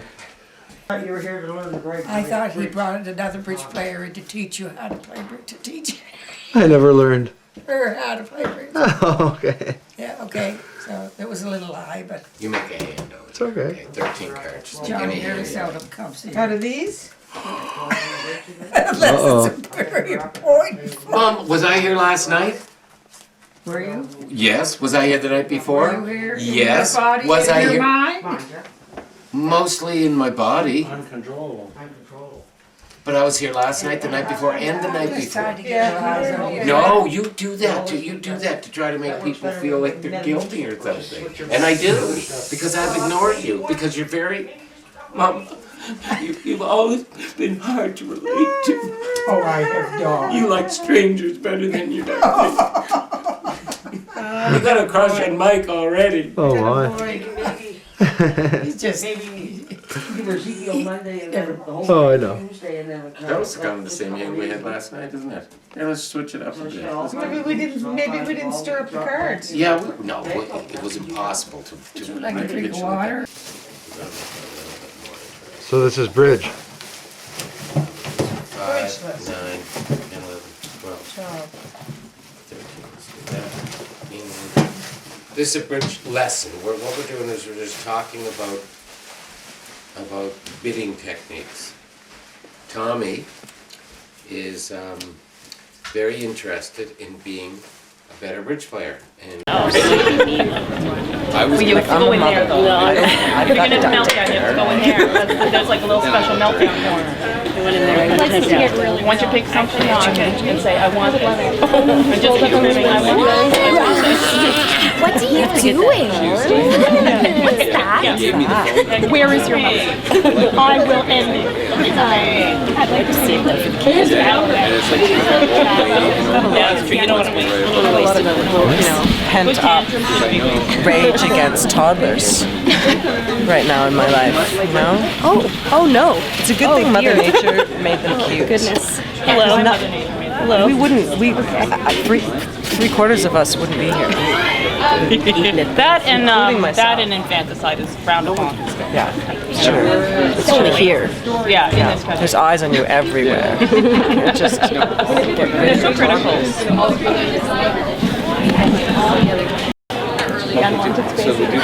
Please welcome Molly Dunsworth, everybody. Molly Dunsworth. Even the people standing. Molly. Thank you. 4 pounds? How could I possibly look like I need to lose 4 pounds? It must be water. I hate when people say that when you lose weight. You only lost water. Drink water again. You'll gain it back. You might as well say it about anything. Oh, that's just candy. Eat candy again, you'll gain it back. See? Point is, it would still be 4 pounds less of me. Okay. Belair Model and Talent wants me to lose 4 pounds before I do my pictures. I don't know where they saw 4 pounds. I don't know where the pounds came from. I have a seriously fast metabolism. I can eat whatever I want, and I never gain anything. Just lucky, I guess. And I pretty much never go to my fitness club. But now I had no choice. I had to sweat off the grossness before it got grosser. Or is it more gross? I always get that mixed up. I walked into the club and checked the schedule to see what classes were about to start. Pilates, full. Spinning, no classes today. Do you have anything about to start for someone like me? I asked the counter guy. Intro to boxing, he answered. Guess he didn't know someone like me. Boxing? That sounded scary. Wait a second. Scary. I'm scared of getting punched in the face, and now I was being punched square in the face by fate. I'll take it, I said, excitedly. The class was full of big, intimidating guys, but I wasn't scared of them. Mainly because most of them were door guys I knew from clubs. They were happy to see me. You coming by the hectagon? One of them asked. Maybe soon, I said. I got your back at the boom boom room, another said. I know you do, I said back. The teacher was a huge middle-aged guy who kind of looked like the really mean-looking boss with the Band-Aid on the back of his head in Pulp Fiction. You know who I'm talking about. He was also in the movie where Adam Sandler pretended he was gay. Anyway, he told everyone to find a partner for some warm-up, where one person had to hold their hands in the air as high as they could, while the other person jumped up and slapped them. I looked for someone my size, or the least likely to cause me any harm. Plus, I didn't want to jump too high. The only other person who seemed as out of place was some scrawny-looking guy who was probably taking the class so he could keep himself from getting stuffed into lockers by every other guy in the class. At least he wasn't scary. Hi, partner, I said, trying to make this as not awkward for him as possible. Sorry, but I'm holding out for him, he said, pointing at an extremely giant tattooed guy who looked like he had either done time or would be soon. If you're shy, I can go ask for you, I said, laughing. Nah, let him make the first move. It'll increase my value. Is that how it works? I asked. You came over here, you tell me. Weird how if that had come from a super hot guy, it would sound conceited, but on Super Geek, it was funny. Your value increased when I saw you were the only one here I could possibly beat up, I said, keeping up my end of the joke making. I'll take any increase I can get, he said. After the way too easy fun of hand slapping was out of the way, the instructor stood in front of everyone and showed us some moves. He kept adding extra moves and punches, gradually increasing the routine as we went. First it was just jab. It wasn't my thing, but I think I did it okay after a few tries. Then it was jab, jab, uppercut. Not the workout I'd get in from hip-hop, but I think I was decent at it. Then it was jab, jab, uppercut, slip, slip, jab. I didn't really understand the language. It was all just punching and ducking, but I focused and copied what he did. Then he added more, so I did more. The more he added, the more I did. All I knew was that I was punching an imaginary opponent and ducking from their imaginary attempts to punch me back. It was really, really fun. After class, the instructor guy called me over. How long you been into boxing, he asked. About an hour, I said. That's impossible. Why? Did I do it right? The instructor guy gave me a look of disbelief that I didn't fully trust. You must have noticed that at one point everyone stopped to watch you. I thought that was because I'm in a room full of guys. Well, yeah, but you're surprisingly good, too. Was this guy hitting on me? He continued. My name's Marcus. I teach an advanced class in a boxing gym downtown. Actual contenders take it. You should check it out. Definitely hitting on me. I'm not hitting on you, he added. I'm married and I'm twice your age. I just think you have potential. You've really got the wrong girl. I'm an actress. You acted a lot like a boxer today. Just think about it. I turned to leave and got halfway down the hall. Then I turned back and poked my head in. Will I lose 4 pounds and get to punch someone in the face? Marcus smiled.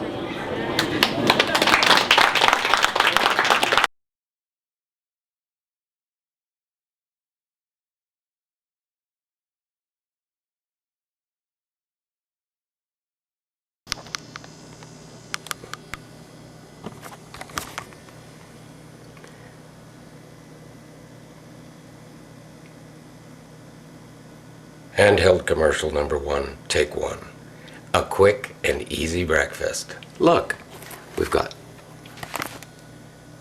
tea's on. Oh, toast is almost done.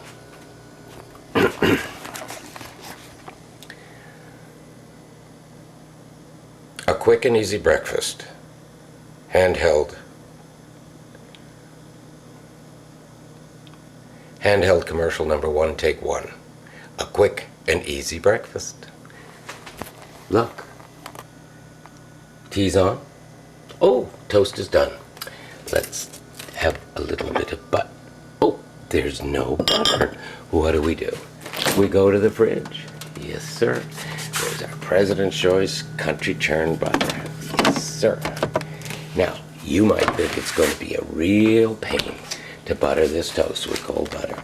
But no, with our new quick and easy method, we take the butter and we just wipe it on the toast. Perfect. Then we flip the toast over like this, and we take a little bit of our special favorite peanut butter, just give it a little thing like that, and what do we have? Voila! A double taste treat. Taste buds are on your tongue, you know.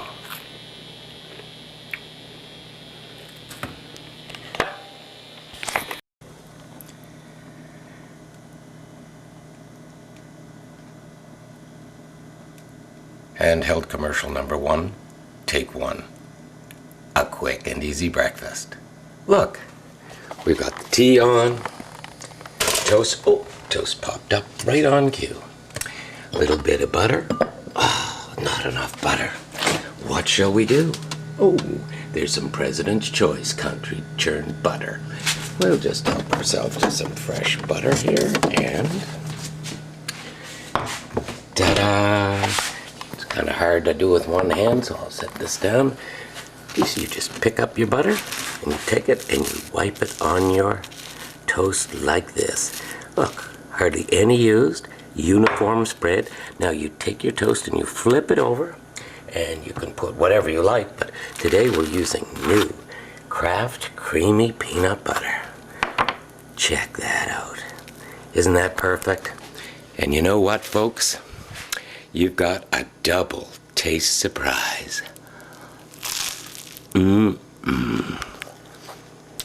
Taste buds are in your tongue. Never know what I'll catch on tape. It's all good. Yeah, right. Do-do-do-do-do. People ask me why I don't drink, and I say, well, I really value my license. Is that the reason that you don't drink, though? That's the reason I don't have more than one drink. Because you might drive? Well, I'm always driving. I mean, there isn't a day goes by that I don't drive, so... Do you think that's one of the biggest privileges in life? Yeah, I think being... Hey, there's my wonderful... Hey, Uncle John. Hi, niece. How are you? Great. How are you doing? Are you going to court? I am. What you doing? A trial. Are you? Yeah. Break a leg. Thanks. She's a lawyer. Really? Yeah. Oh, okay. Jill Nettie. She works for the public prosecutors. Wow. There's some dudes. Some dudes, eh? Yeah. I have been all over this country. Yeah. And I love Halifax. I just think it's just a fantastic place. Mostly because you can get just about anywhere in 10 minutes here. Yeah. Add another 10 to go the far reaches of Dartmouth if you need to. And if you know the secret little streets to take, you don't even hardly have to... Favorite spot in Halifax? A favorite spot in Halifax? Armdale Yacht Club. Armdale Yacht Club? Yeah, I like Armdale. I like Royal Nova Scotian, although I'm not a member there. Down Purcell's Cove. My favorite second spot, I think, would be maybe...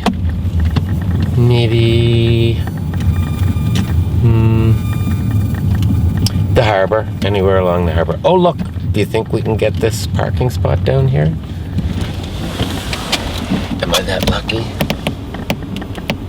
I wonder if there is a parking spot. Oh, I think there's one there. What's Buddy doing? Buddy's parked right there. His flashers. You know what? I might just... See, this is CC McDonald. They're going to be there for a while. It's not even a parking spot. That's shitty deals. Well.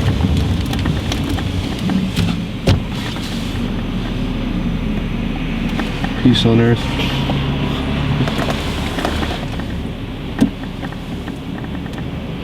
One of my favorite spots in Halifax was the Capitol Theatre, and it was a beautiful place. It had a little moat inside and had a suit of armor set up, and it was really nice. It was all sandstone, but it was...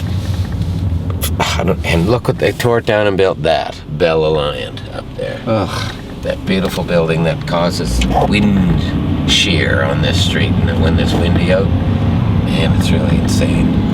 I mean, Halifax just seems so, the people who run the town, they just seem so backward. That they are. They tear down our beautiful buildings and put up shit scrapers. Shit scrapes, yeah. Look at this! Yay! Oh, isn't that nice? Nice try.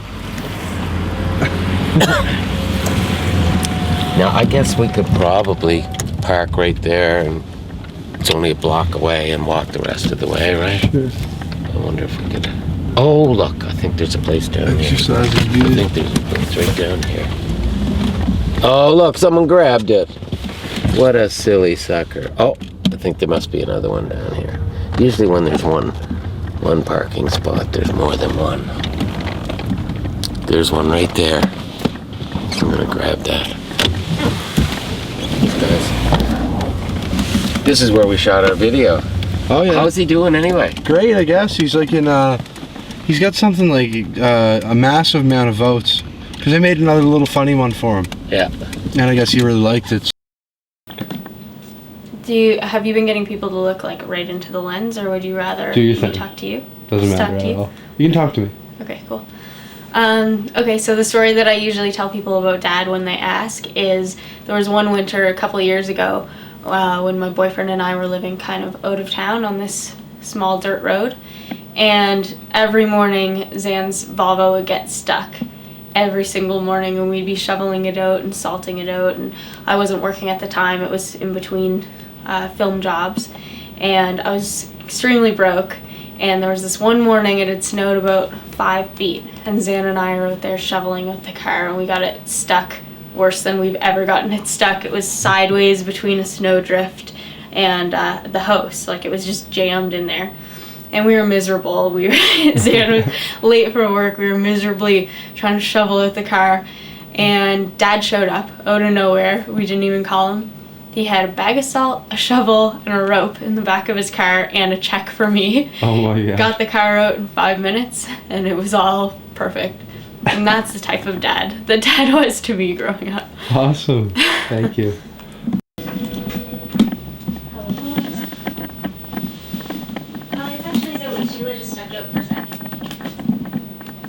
Sure, I'll let her know that. What's your number? I could. I'm trying to think of what I can say. It's okay, take your time. I mostly did voiceover work. Voiceovers? For what kind of stuff? I did voiceovers for a television series called Works, which it taught little kids how to do certain things like pave roads or like build those big swings. Yeah. Just stuff like that. So I did all the voiceovers for that. Okay. And at the end of everyone, you go, "Good day." Let me think here. Sorry, Zoe. It's okay. So you and your dad used to spend like a lot of time together when you were younger. Yeah. And you were saying adventures? He used to take us on these adventures. He'd say, "Hey Zoe, want to go on an adventure?" It was mostly when Mom was busy or like needed some time, and he'd take us on these crazy adventures, which were like going to the garbage dump, or like even going to McDonald's and getting chicken nuggets was an adventure. Or we used to go, there was this one hair salon where they gave away free popcorn, so we'd just go in and sneak in and take the popcorn and leave. And everything for Dad was an adventure, like whether we were just driving down the road, it was always an adventure to him. So he was always a bit wild. He was a cool dad because he acted like a kid a lot of the time. Like, there was never a dull moment with Dad. Even if we were just going to go visit a neighbor or just do something like even stacking wood, he would make it into a game. Okay, right on. Sounds like a good time. Yeah. Okay. Well, I have to think of more. Offer moments. When we were kids, Dad used to tuck us in, Molly and I, every night and tell us stories whenever he was home. And the stories were always about us. Like, they all had our names in them, and our best friends were Christine and Emily, so it was always all 4 of us. And he would change the stories depending on who was there. Like, if we had friends visiting from the States, then he would put Kira and Lily in them too. And he would use our real personalities to kind of further the story. Like, Emily in real life was really clumsy, and so in the stories though, her clumsiness was a good thing, and it would always lead us to new adventures. Yeah. And Molly was always really inquisitive in the stories, and that would always lead us to different places. Have you partaken in any of your dad's like stone expeditions? In the stone expeditions? Yeah. Yes. We went I think 2 or 3 winters ago. I have like 3 rolls of film of Dad in the quarry. Oh, but people, friends of mine say that Dad has picked them up hitchhiking before, and while they're in the car, he's stopped on the side of the road because he's seen a good rock. He'll just have to pull over and get his rock socks out of the trunk and go pick up the rock. So would you say that's like your dad's favorite thing to do? Oh yeah, definitely hands rocks. Down? Well, you've been to my parents' house. There's rocks everywhere. That's epic. And not even just rocks. Like, not all of them have a place. There's just rocks everywhere. I like it. Yeah. Can you tell me a bit about your dad's relationship with your mother? That is an awkward one. I don't want to answer. Is that too bad? Too hard? Yeah, kind of. That's okay. I can think about it and do it late, like sure. Another time. That's fine. Okay. Your relationship with your siblings, is that awkward? No. Okay. Oh, we've always been super close. Like you and Sarah and Molly and... Yeah, Sarah's a couple years older than us, so... How old are you, Zoe? I'm 23. Okay. And Sarah's 11 years older than me. So when we were kids, we never well, we weren't kids together. She never like lived with me at the same time. And I think that that's why Sarah and I are so close, is because we never, I think if we had been closer in age, we probably wouldn't have liked each other as much because we're so similar. We can read each other's minds. And when we work together... ESP. Well, I mean, like we can finish each other's sentences. Yeah. And when we work together, Sarah's usually the first or second AD, and then I work under her as a second or third. And we can just look at each other across the room and understand what each other is saying. So we work really well together. Like, that fucking sucks. Like, if you make eye contact? Yeah, exactly. Okay. And, Molly and Jeff and I are all 3 years apart. Jeff's 3 years older than me. Molly's 3 years younger than me. Can you tell me a bit about Jeff? Jeff's awesome. Best brother you could ever ask for. He's always been solid. He's always been there. You can rely on Jeff to do anything. Like, you could, if I needed anything right now, I could call Jeff and he'd be there in a second. That's a good thing to have. Yeah. What's he do? Right now he's working for CBC building sets. Ooh. Yeah. Cool, man. We're all kind of in the industry. Yeah, in different ways. It's neat.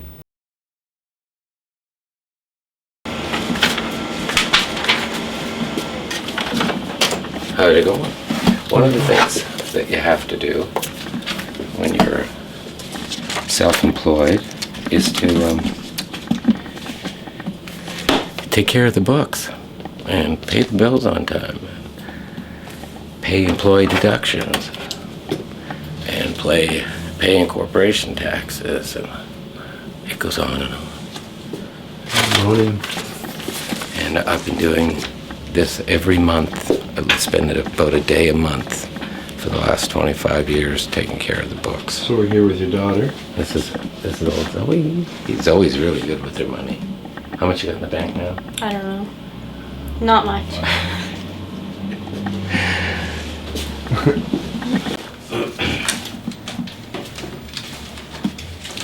Yeah, let's go back to the credit union with the doofus. I forgot all about it.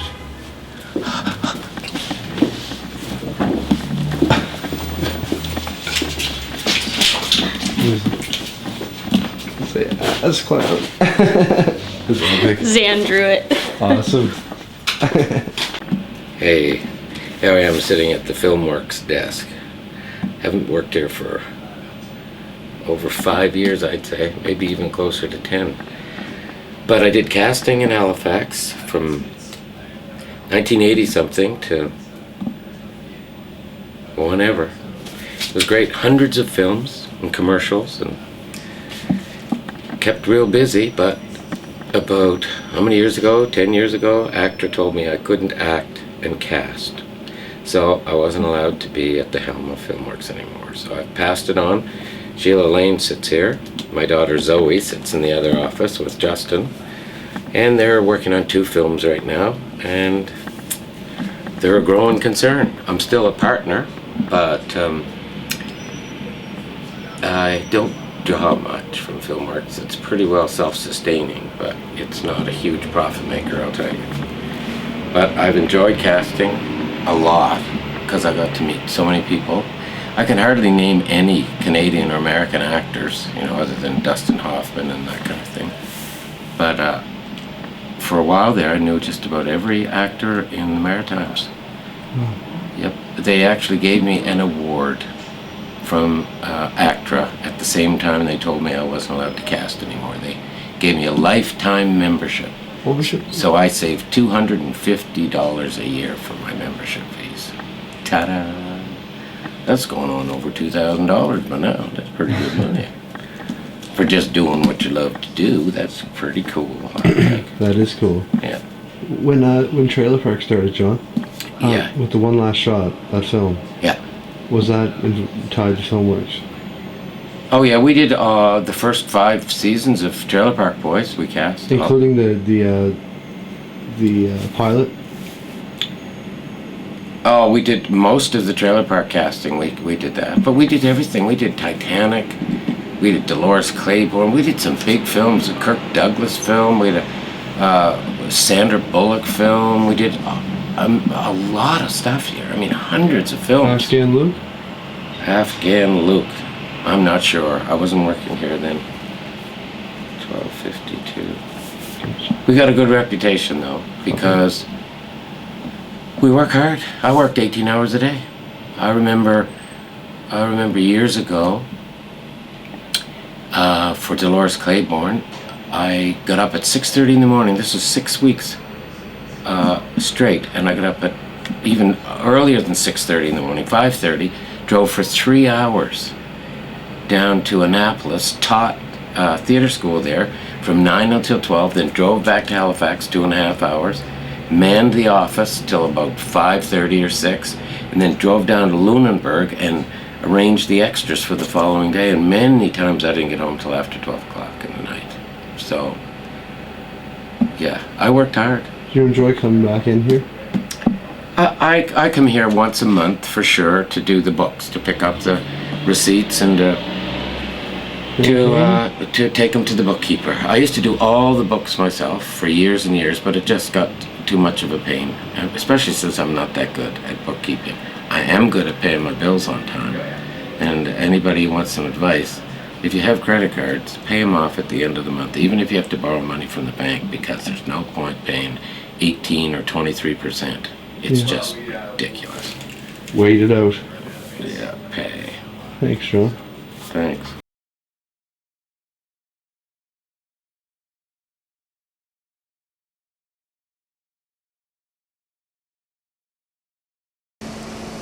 I'm very excited, vicariously, for when you check the interview that we did with Dave to see the different camera angles and the movements. Me as well. Placement of the subject. I'll let you know. I think you'll learn quite a bit. See you later, John.